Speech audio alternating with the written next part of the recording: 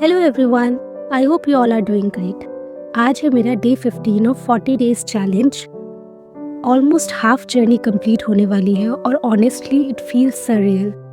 मैं आज सुबह 7:06 पर उठी, गर्म पानी पिया और टेरेस पे गई और फिर अपना दिन स्टार्ट किया जैसे हमेशा करती हूँ आज के चैलेंज के साथ। आज का चैप्टर था भक्तिज्म एंड सूफिज्म के बारे में, one of the most soulful chapters of Indian history. तो चलो शुरू करते हैं।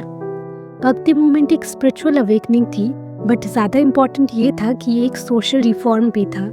जब समाज कास्ट और रिचुअल्स में उलझा हुआ था, तब भक्ति सेंट्स आए और उन्होंने कहा भगवान सबके हैं और सबके लिए है।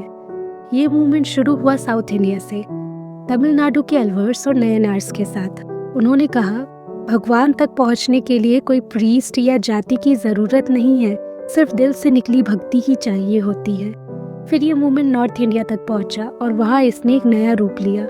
रामानंद, कबीर, मीराबाई, तुलसीदास, गुरु नानक देव सब ने अपने अपने तरीकों से प्यार और समानता का पैगाम दिया।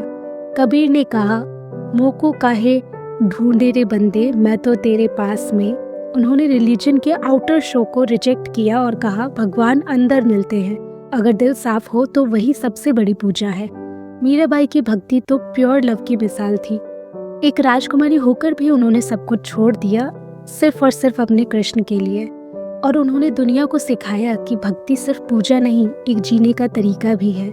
तुलसीदास ने रामचरितमानस लिखकर भक्ति को आम लोगों तक पहुंचाया और सबने मिलकर एक ऐसी सोसाइटी बनाई जहां डिवोशन और इक्वलिटी दोनों एक साथ चलते थे। अब बात करते हैं सूफिज्म के बारे में। ये मूवमेंट इस्लामिक वर्ड से आया, लेकिन इंडिया में इसने एक नया फॉर्म लिया। सूफीज कहते थे इश्क हकीकी यानी डिवाइन लव, और यही डिवाइन लव भगवान तक पहुंचाने का रास्ता होता है। सूफी सेंट्स जैसे ख्वाजा मोइनुद्दीन चिश्ती, निजामुद्दीन औलिया, बाबा फरीद और बुल्ले शाह सबने एक ही मैसेज दिया, प्यार सबसे बड़ा धर्म है। ख्वाजा मोइनुद्दीन चिश्ती के अजमेर शरीफ दरगाह पर आज भी हिंदू मुस्लिम दोनों दुआ मांगते हैं। सूफीज कहते थे अगर तुम सबसे प्यार करते हो तभी तुम अल्लाह के करीब होते हो। भक्ति और सूफी मूवमेंट दोनों ने रिजिड रिलीजियस बाउंड्रीज तोड़ दी। उन्होंने इंसानियत और कंपैशन को सबसे ऊपर रखा। दोनों मूवमेंट्स ने लिटरेचर और म्यूजिक के जरिए अपने आइडियाज एक्सप्रेस किए।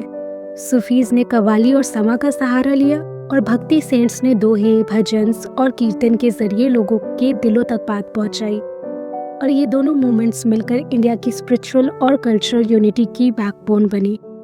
और जब हम सिखिज्म की बात करते हैं तो ये दोनों मूवमेंट का नेचुरल एक्सटेंशन लगता है। गुरु नानक देव जी ने कहा एक ओंकार सतनाम।